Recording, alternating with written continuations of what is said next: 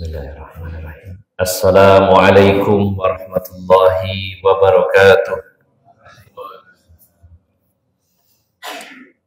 Alhamdulillahilladzi arsala rasulahu bil huda wa dinil haq liyuzhirahu 'ala ad-din kullihi wa kafa billahi shahida.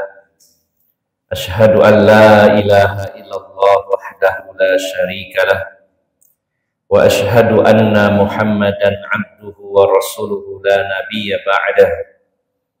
Allahumma salli wa sallim wa barik ala nabiyyina Muhammadin wa ala alihi wa sahbihi ajma'in.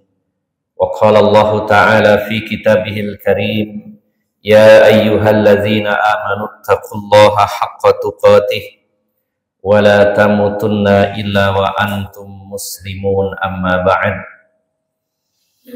Para alim ulama, para ustadz, para sesepuh yang senantiasa saya hormati dan saya muliakan, bapak-bapak dan ibu-ibu, saudara-saudari jamaah Masjid Al-Hidayah yang dirahmati Allah Subhanahu wa ta'ala. Alhamdulillah, kita sangat bersyukur kepada Allah Subhanahu wa ta'ala pada pagi hari ini, di waktu yang penuh barokah dan juga di hari yang terbaik bagi kaum muslimin, yaitu hari Jumat, dan juga dalam sebuah kegiatan yang berupa amal soleh yang sangat dianjurkan bahkan diperintahkan dalam agama ini, yaitu bersama-sama duduk di dalam majelis ilmu. Maka ini sebuah kenikmatan dari Allah Subhanahu wa ta'ala yang harus senantiasa kita minta kepadanya, yaitu minta agar kita diberi kemudahan untuk beramal soleh, untuk beribadah kepada Allah Subhanahu wa ta'ala, dan kita meminta agar kita diberikan keistiqomahan dalam ibadah kepada Allah Subhanahu wa ta'ala, karena inilah tujuan di mana diciptakannya kita. Bahkan juga sama, yaitu bangsa jin, tujuan diciptakannya adalah dalam rangka beribadah kepada Allah Subhanahu wa ta'ala. Mudah-mudahan hasil jerih payah, ketelatenan dan kesabaran Bapak Ibu jamaah sekalian untuk hadir di majelis ilmu bisa mengundang ridho Allah Subhanahu wa ta'ala, dan semoga ini menjadi sarana yang memudahkan jalan kita menuju surganya Allah Subhanahu wa ta'ala. Bapak Ibu yang dimuliakan Allah Subhanahu wa ta'ala, di dalam kitab Ushulus Salasah, 3 landasan utama, penulis Syekh Muhammad At-Tamimi menjelaskan kepada kita ketika beliau merangkum isi dari surat Al-Asr, bahwa dalam kehidupan ini ada 4 perkara yang harus kita prioritaskan untuk kita lakukan. Beliau mengatakan, i'lam rahimakallah annahu yajibu 'alaika arba'a masail. Ketahuilah wahai saudaraku yang dikasihi dan dirahmati Allah Subhanahu wa ta'ala, sesungguhnya dalam kehidupan ini ada 4 perkara yang wajib kita lakukan. Dari sekian banyak perintah agama, dari sekian banyak kewajiban atau minimal anjuran dalam agama ini, kalau dirangkum ada 4 hal, dan ini harus selalu kita ingat, lalu kita benar-benar serius untuk melakukannya. Yaitu beliau mengatakan 4 perkara itu adalah al-ilmu wa huwa ma'rifatullahi wa ma'rifatun nabi sallallahu alaihi wasallam wa ma'rifatu dinil islam bil adillah wal amalu bih wad da'watu ilaihi was sabru 'alal adzafi. Ada 4 perkara yang wajib kita lakukan dalam hidup ini. Yaitu yang pertama, belajar ilmu agama. Ini yang paling utama dan yang pertama, mempelajari, memperdalami agama Islam. Dari sekian banyak ilmu Islam, maka ada 3 perkara yang paling kita utamakan untuk kita pelajari, untuk kita kaji, untuk kita gali lebih dalam. Yaitu yang pertama, mengenal Allah Subhanahu wa ta'ala sebagai sesembahan kita. Yang kedua, mengenal Kanjeng Nabi Muhammad sallallahu alaihi wasallam. Yang ketiga, mengenal Islam dengan dalil-dalilnya. Ini adalah poin pertama, yaitu ilmu atau belajar agama yang meliputi 3 perkara. Setelah berilmu, tidak berhenti di sana, kita lanjutkan wal amalu bih, dengan mengamalkan ilmu.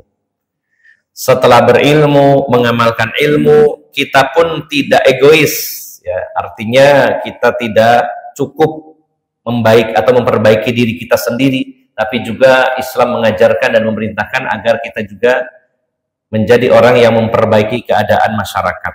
Bukan hanya jadi orang solih, tapi juga muslih. Kalau solih, baik untuk dirinya sendiri. Kalau muslih, baik untuk dirinya dan memperbaiki orang lain. Maka setelah berilmu, mengamalkan ilmu, yang ketiga adalah ad-da'watu ilaih, mengajak manusia kepada agama ini. Dan setelah itu yang terakhir adalah sabar dengan segala hal yang menyakitkan, sabar dengan hal yang sangat memberatkan, baik itu saat menuntut ilmu, saat beramal, dan saat berdakwah, maka semua itu butuh kesabaran. Dan 4 perintah ini terangkum dalam surat Al-Asr, sampai Imam Syafi'i mengatakan, seandainya Allah tidak menurunkan surat selain surat ini, sudah cukup. Sampai beliau mengatakan, kalau Allah hanya menurunkan surat ini dalam bab perintah, ini sebenarnya sudah mewakili. Surat apa itu? Yaitu surat Al-Asr. Allah berfirman, wal asri innal insana lafi khusrin illal ladzina amanu wa amilus solihati wa tawasaw bil haqqi wa tawasaw bis sabr. Demi masa, sesungguhnya manusia berada dalam kerugian. Siapapun berada dalam kerugian kecuali 4 orang. Yang pertama, illal ladzina amanu, orang-orang yang beriman, dan dasar iman adalah dengan pengetahuan agama, dengan ilmu. Setelah beriman, berilmu, wa amilus solihat, beramal soleh.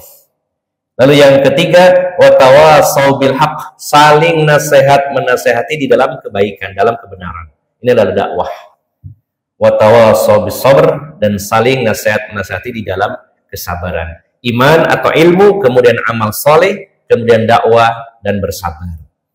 Maka kembali kepada ilmu, bahwa ada 3 pertanyaan kubur yang Allah wakilkan pertanyaan itu kepada malaikat Munkar dan Nakir, yang tentunya membawa misi dan tugas dari Allah Subhanahu wa taala untuk mengetes, menguji, yaitu si mayit dengan 3 pertanyaan yang sangat menentukan.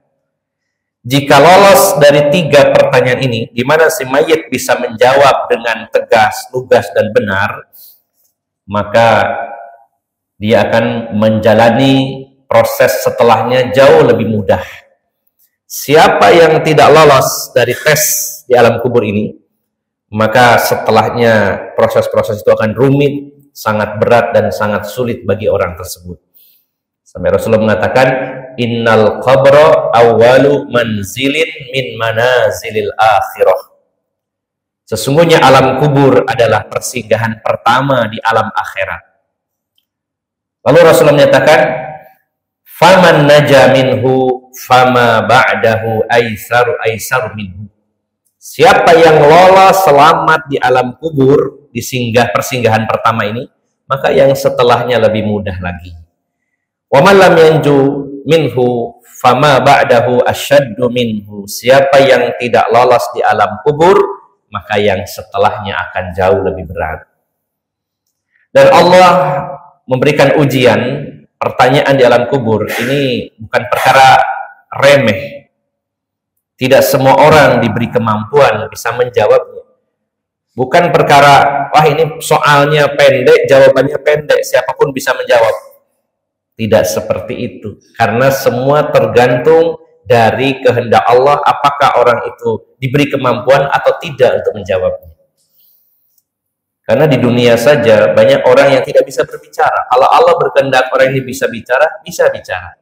Kalau tidak bisa, tidak bisa. Ada orang yang ditakdirkan tunawicara, tidak bisa ngomong. Maka ini sebuah nikmat dari Allah. Allah menyatakan allamahul bayan. Ketika Allah berfirman dalam surat Ar-Rahman, Ar-Rahman allamal Qur'an allamahul bayan. Allah yang mengajarkan al-bayan, bisa berbicara. Maka ketika Allah tidak memberi kemampuan bicara, tidak mampu. Mungkin tunawicara, atau mungkin orang yang bicaranya tidak jelas sehingga orang lain susah memahaminya, atau bahkan di momen tertentu seseorang yang bisa bicara dalam kondisi tertekan, dalam kondisi grogi, dalam kondisi takut, dia seolah-olah kehilangan kemampuan untuk berbicara, hanya ngejer saja orang. Padahal orang ini bisa bicara, tapi ketika Allah menjadikan dia tidak bisa bicara, saat itu juga tidak bisa bicara. Maka di alam kubur, jangan pernah kita berpikir, soalnya cuma 3. Masih beratan soalnya UNAS anak SD, soalnya berapa puluh itu. Nah, kalau EBTANAS atau UNAS itu, anak SD, SMP, SMA, soalnya banyak. Lalu kita berpikir bahwa soalnya di alam kubur cuma 3. Man rabbuka, wa man nabiyuka, wa ma dinuka. Siapa Tuhanmu, siapa nabimu, apa agamamu? Seolah-olah kita terkesannya bagi kita adalah pendek, mudah. Tapi ingat Bapak Ibu jamaah sekalian, orang yang bisa menjawab dan tidak itu tergantung Allah memberi kemampuan bicara atau tidak. Lalu bagaimana supaya Allah memberikan kemudahan dan kemampuan kita menjawab pertanyaan tersebut? Maka saat ini sebelum kita masuk liang lahat, sebelum masuk alam kubur, kita harus serius bersungguh-sungguh mempelajari 3 pertanyaan tadi. Yang pertama, ma'rifatullah, mengenal Allah Subhanahu wa ta'ala. Yang soal kedua, ma'rifatun Nabi sallallahu alaihi wasallam, mengenal Rasulullah sallallahu alaihi wasallam. Dan yang ketiga, ma'rifatu dinil islami bil adillah, mengenal agama Islam beserta dalil-dalilnya. Maka pertemuan yang terakhir kita membahas tentang kehebatan Islam. Ini bagian dari pengetahuan kita tentang Islam. Ini bukan sekedar pengajian Bapak Ibu jamaah sekalian, mudah-mudahan ya, saya berharap kepada Allah semoga saya dan panjenengan dengan mempelajari tentang kehebatan Islam ini bagian upaya kita supaya ma'rifatu dinil Islam, mengenal agama Islam, sehingga mudah-mudahan kita dengan tegas dan lugas bisa menjawab pertanyaan yang ketiga di alam kubur tentang Islam. Maka pada pertemuan yang lalu kita sudah membahas di bagian pertama, saya kutip dari kitab Fadlul Islam, keutamaan atau kehebatan Islam.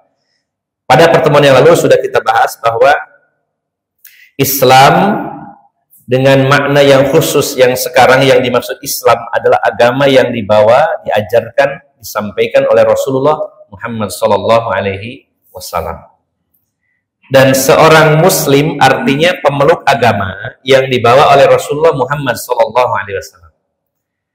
Maka kalau ada orang mengaku saya ini muslim, mengikuti agamanya Nabi Ibrahim, mengikuti agamanya Nabi Musa, mengikuti agamanya Nabi Isa dan lain-lain, maka kita wajib mengarahkan orang tersebut untuk menjadi seorang muslim ketika mengikuti agama Nabi Muhammad sallallahu alaihi wasallam.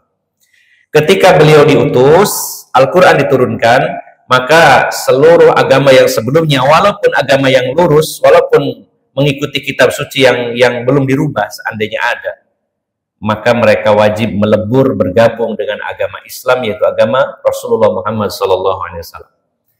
Dan kitab-kitab suci sebelumnya, apakah itu kitab Taurat, kitab Injil, kitab Zabur, suhuf Ibrahim, suhuf Musa, seandainya di dunia ini masih ada yang masih otentik, yang asli, maka harus ditinggalkan, melebur kembali, merujuk kepada Al-Quran. Al-Quran sudah merangkum, menyempurnakan seluruh kitab suci sebelumnya. Maka tidak perlu lagi merujuk kepada kitab yang lainnya, kepada Al-Quran. Maka dengan demikian, orang-orang yang tidak mengikuti agama yang dibawa Kanjeng Nabi Muhammad SAW tidak bisa dikatakan seorang muslim. Tapi non-muslim atau bahasa dalam Islamnya adalah kafir. Memang Allah menamakannya kafir. Non-muslim atau kafir. Dan bagi kaum muslimin, sebuah pegangan ini merupakan prinsip bahwa hanya satu agama yang diterima oleh Allah, sebagaimana Allah berfirman dalam surat Al-Imran ayat 19, Innad dina indallahil Islam. Sesungguhnya agama yang diterima di sisi Allah adalah Islam. Dan dalam surat yang sama, Ali Imran ayat 85, Allah berfirman, wa may yabtaghi ghairal islami dina fala yuqbala minhu wa huwa fil akhirati minal khasirin. Siapa yang memeluk agama selain Islam, maka dia tidak diterima oleh Allah. Dan di akhirat dia termasuk orang yang rugi. Jadi dalam Islam kita sebagai pemeluknya, sebagai umat Islam, umat atau kaum muslimin, harus memang wajib, bahkan ya, wajib bersikap eksklusif. Walaupun ada sebagian dari tokoh Islam yang mempropagandakan, mengkampanyekan Islam itu jangan eksklusif, tapi harus lawannya, yaitu inklusif. Ada eksklusif, ada inklusif. Nah, kira-kira Bapak Ibu harus bersikap yang mana? Ketika kita beragama Islam, pilih mana? Yang pertama eksklusif, bahwa kita menyatakan Islam yang benar, yang lain salah. Itu eksklusif namanya. Atau inklusif, mengatakan bahwa bisa jadi ada yang benar agama lain, dan Islam bisa jadi ada yang salah. Tidak boleh eksklusif, harus inklusif. Nah, kira-kira Bapak Ibu selama ini bersikap eksklusif atau inklusif? Gimana Pak? Kalau eksklusif berarti spesial. Pokoknya yang benar Islam, yang lain salah. Itu eksklusif. Atau yang kedua, ya, semua agama benar. Atau bisa jadi yang lain-lain itu benar, yang Islam ada yang salah. Nah, kira-kira yang mana Pak? Yang selama ini Bapak Ibu? Yang pertama apa yang kedua? Apakah lalu ada orang mengatakan panjenengan tuh egois, merasa benar? Nah, kita merasa benarnya bukan merasa benar diri kita, Islam yang benar gitu, bukan diri kitanya. Kita dilarang merasa paling benar, tapi ketika ini bicara agama, ditanya mana agama yang benar, kita jawab Islam. Kalau mengatakan semua agama benar, kalau begitu di rolling aja agamanya. Minggu ini Islam, minggu depannya agama Kristen, karena benar juga. Nah, nanti bulan depannya lagi Hindu, Buddha, dan seterusnya. Kalau kita mau bertanya kepada seluruh pemeluk agama selain Islam, tanya kepadanya, kenapa panjenengan milih Kristen? Pasti jawabannya, oh, karena ini yang menurut saya ini yang benar. Nggak mungkin dia jawab semuanya benar. Kalau semuanya benar, monggo masuk Islam. Gitu. Nah, pemeluk agama lain saja bersikap eksklusif, pasti. Ya, kecap itu nggak ada nomor 2, nomor 1. Yang beragama Kristen mengatakan agama Kristen yang benar, yang lain itu malah mereka mengatakan domba-domba yang sesat, seperti panjenengan itu dikatakan domba-domba yang sesat. Itu hak itu mereka mengatakan begitu dalam kitab sucinya. Pemeluk agama Hindu kalau ditanya, kok jenengan milih Hindu, kenapa? Ya menurut saya Hindulah yang benar, yang lain salah. Kalau bicara baik, semua agama baik, semua agama mengajarkan kebaikan, walaupun Islam yang paling sempurna ajaran kebaikannya. Tapi kalau bicara benar, tidak semua agama benar. Ini harus kita pegang, Pak. Kalau kita menganggap bahwa ada agama lain yang benar, ini berarti meragukan kebenaran Islam. Biarlah orang lain mengatakan panjenengan kok egois. Iya, kalau dikatakan egois dalam masalah milih agama. Karena panjenengan juga yang beragama lain pasti mengatakan itu benar dan yang lain salah. Kalau mengatakan yang lain benar, pasti jenengan juga goncang agamanya. Maka Bapak Ibu jamaah sekalian, 2 ayat sudah mewakili di pertemuan pertama kemarin bahwa inna dina indallahil Islam. Ini Allah sendiri yang menegaskan. Hanyalah agama Islam yang diterima oleh Allah. Wa may yabtaghi ghairal islami dina fala yuqbala minhu wa huwa fil akhirati minal khasirin. Siapa yang memeluk agama selain Islam, dia tidak diterima dan di akhirat termasuk orang yang rugi. Nah, maka kita lanjutkan Bapak Ibu jamaah sekalian. Di pertemuan pertama berporos pada ayat yaitu surat Al-Maidah ayat yang ketiga, yaitu ayat terakhir yang diturunkan kepada Rasulullah SAW. Al-yauma akmaltu lakum dinakum wa atmamtu alaikum ni'mati wa raditu lakumul Islam madinah. Ayat ini ditujukan kepada kaum muslimin karena ada kata kalian. Lakum di sini adalah kaum muslimin. Pada hari ini telah aku sempurnakan untuk kalian agama kalian, kata Allah. Yang dituju atau objek yang diajak bicara oleh Allah adalah kaum muslimin. Baik kaum muslimin, pada hari ini telah aku sempurnakan untuk kalian agama kalian. Dan telah aku sempurnakan nikmatku atas kalian. Dan telah aku ridhoi Islam sebagai agama kalian. Maka berikutnya adalah surat Yunus ayat 104. Pada pertemuan ini kita bahas surat Yunus ayat 104. Di mana khitab atau objek yang diajak bicara oleh Allah adalah orang-orang musyrikin, manusia secara umum di luar Islam. Allah berfirman, "Qul ya ayyuhan nasu in kuntum fi syakkim min dini fala a'budu alladhina ta'buduna min dunillah walakin a'budu allaha alladhi yatawaffakum." Surat 10, surat Yunus ayat 104.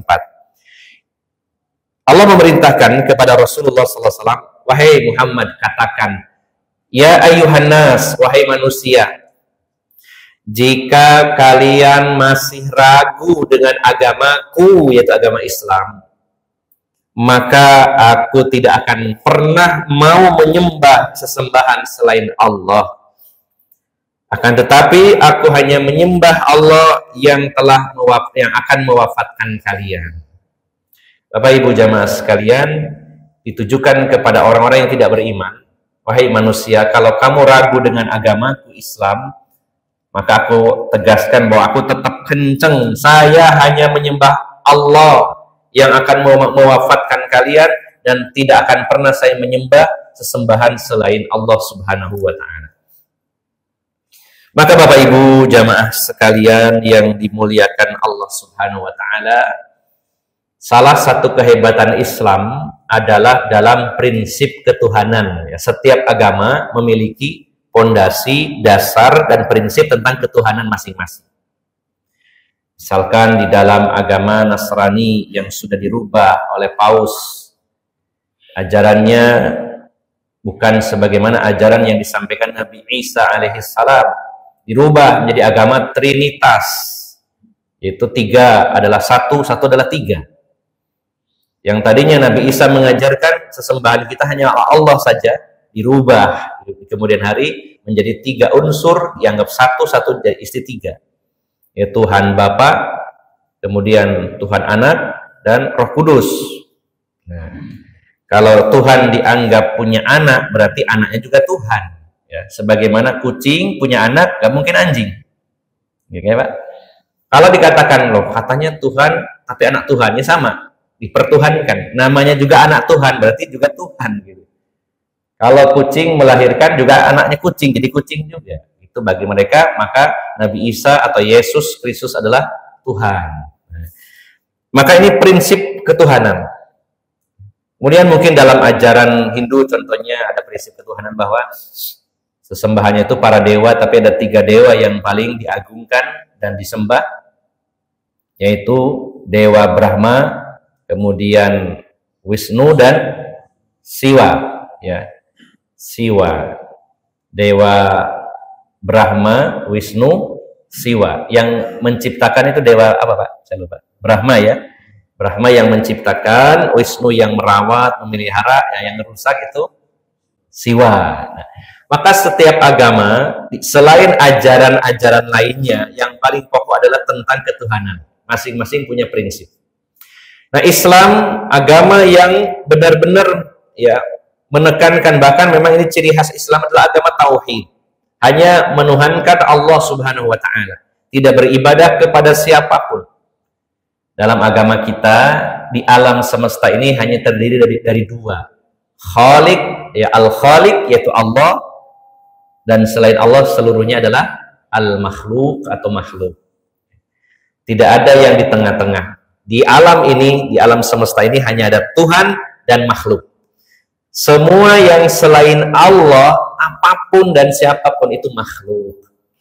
Sehebat apapun, apakah itu malaikat, apakah itu bangsa jin, apakah itu iblis, atau alam semesta, ya termasuk di dalamnya ada matahari, rembulan, bumi, dan seterusnya. Semuanya itu makhluk. Selain Allah adalah makhluk. Dan kita tidak akan pernah menuhankan selain Allah Subhanahu wa Ta'ala. Karena semuanya adalah makhluk juga seperti kita. Allah Subhanahu wa Ta'ala berfirman dalam surat Al-A'raf ayat 194. Al-A'raf ayat 194, yaitu surat ke-7 ayat 194. Allah berfirman, innalladzina tad'una min dunillahi ibadun amsalukum fad'uhum falyastajibu lakum in kuntum shadiqin. Sesungguhnya yang kalian sembah, yang kalian seru, yang kalian mintai selain Allah, mereka itu juga hamba-hamba Allah seperti kalian. Maka serulah mereka, apakah mereka mampu memenuhi seruan permintaan kalian? Kalau kalian itu benar. Seluruh yang kalian seru selain Allah, itu semuanya makhluk, semuanya hamba Allah seperti kalian juga. Seandainya ada orang menyembah Yesus Kristus, dia adalah manusia, dan manusia adalah hamba Allah, seperti kita juga. Kalau ada orang menyembah matahari, matahari juga makhluk Allah. Kalau ada orang yang menyembah batu, menyembah pohon, menyembah berhala, atau menyembah sapi, macam-macam Pak, sembahnya itu ada sapi disembah. Maka semuanya itu adalah makhluk, ya. Maka kata Allah, sesungguhnya yang kalian sembah selain Allah semuanya itu makhluk, hamba-hamba Allah juga seperti kalian. Bahkan manusia itu yang paling mulia, kenapa harus menyembahnya malah ke sapi?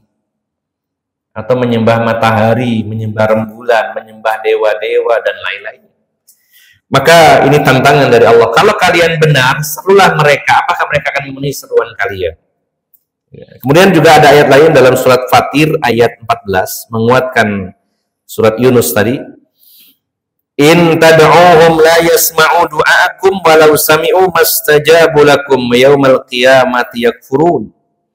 Sesungguhnya yang kalian minta dari sesembahan selain Allah itu, maka mereka tidak bisa mendengar. Kalaupun bisa mendengar, nggak bisa mengabulkan permintaan kamu. Ya. Jadi ada orang beribadah menyembah berhala pada patung, batu, maka dia tidak bisa mendengar, apalagi memberikan sesuatu. Kalaupun ada di antara yang disembah itu bisa mendengar permintaan kalian, dia juga nggak bisa memberi. Dia juga makhluk Allah yang membutuhkan Allah Subhanahu wa Ta'ala. Bagaimana manusia akan meminta menyembah kepada sapi? Sapi justru di bawah kendali manusia, dan juga sesembahan lainnya selain Allah Subhanahu wa Ta'ala.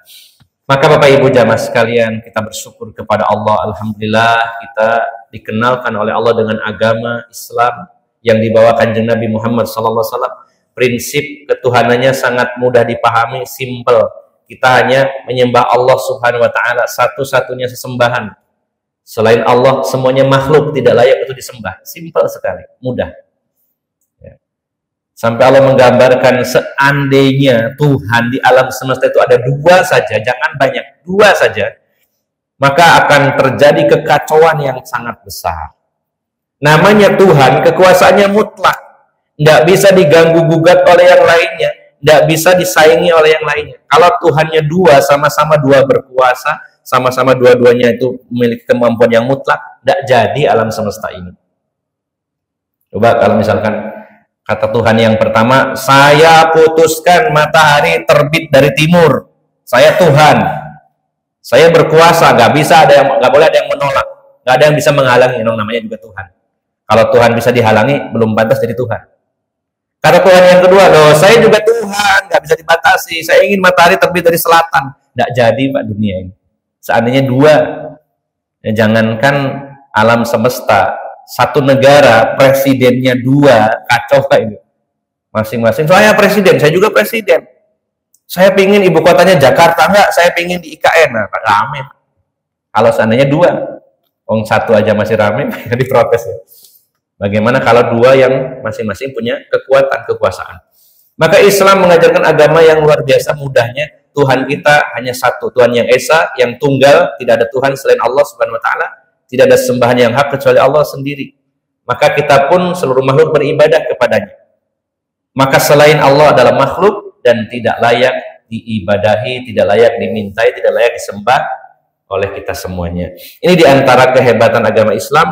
Berani kita bersaing bahkan membandingkan dengan agama-agama lain dalam prinsip masalah ketuhanan. kita paling unggul, sulit untuk dikalahkan. Ini baru bicara masalah ketuhanan, belum kehebatan-kehebatan yang lainnya. Bagaimana syariat Islam, aturan-aturan di dalamnya, maka ini banyak sekali kehebatan, kelebihan-kelebihan yang tidak bisa dibandingkan dengan agama yang lainnya. Ini hanya sebagian kecil dari kehebatan Islam. Mudah-mudahan sedikit ini bisa menyemangati kita semuanya untuk semakin serius mempelajari Islam dan kita bangga menjadi seorang muslim. Bapak Ibu jamaah sekalian, inilah yang bisa saya sampaikan.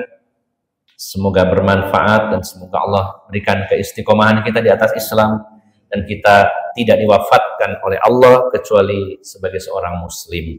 Kita akhiri kajian pagi hari ini dengan bersama-sama bermunajat, berdoa hanya kepada Allah Subhanahu wa taala.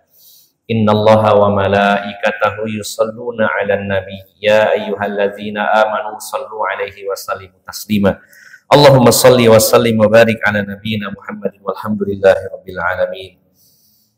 Rabbana ighfir lana dzunubana wa israfana fi amrina wa tsabbit aqdamana wansurna 'alal qaumil kafirin. Rabbana ighfir lana dzunubana wa liwalidayna warhamhuma kama rabbayana shighara. Rabbana ighfir lana wa li ikhwanina alladzina sabaquna bil iman wa la taj'al fi qulubina ghillan lil ladzina amanu rabbana innaka ra'ufur rahim. Rabbana la tuzigh qulubana ba'da id hadaitana wa hab lana min ladunka rahmah innaka antal wahhab. Allahumma ya muqallibal qulub tsabbit qulubana ala dinik. Ya musarrifal qulub sarrif qulubana ala ta'atik. Allahumma anta rabbuna farzuqnal istiqamah. Allahumma inna nas'aluka salamatan fid din wa afiyatan fil jasad wa ziyadatan fil ilmi wa barakatan fil rizqi wa taubatan qablal maut wa rahmatan indal maut wa maghfiratan ba'dal maut. Allahumma hawwin alaina fi syakaratil maut wan najata minan nar wal afwa indal hisab. Rabbana hab lana min azwajina wa dhurriyyatina qurrata a'yun waj'alna lil muttaqina imama. Allahumma a'inna ala zikrika wa syukrika wa husni ibadatik. Allahumma inna nas'alukal huda wa tuqa wal afafa wal ghina. Allahumma inna nas'aluka ilman nafi'a wa rizqan thayyiba wa amalan mutaqabbala. Allahumma rzuqna rizqan wasi'an mubarakan fa innaka khairur raziqin. Rabbana atina fid dunya hasanah wa fil akhirati hasanah wa qina azabannar. Subhana rabbika rabbil izzati amma yasifun. Wassalamun alal mursalin walhamdulillahi rabbil alamin. Dari awal hingga akhir mohon maaf atas segala kekurangan. Billahi taufiq wal hidayah. Assalamualaikum warahmatullahi wabarakatuh.